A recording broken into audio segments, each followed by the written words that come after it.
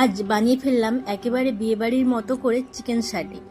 প্রথমেই চিকেনগুলো এইভাবে ছোটো ছোটো করে কেটে নিয়ে এতে স্বাদ মতো নুন, লঙ্কার গুঁড়ো, ধনে গুঁড়ো, কিছুটা গোলমরিচ গুঁড়ো, আমচুর পাউডার, লেবুর রস ও আদা রসুন দিয়ে ভালো করে ম্যারিনেট করে 30 থেকে 45 মিনিটের জন্য রেখে দেবো।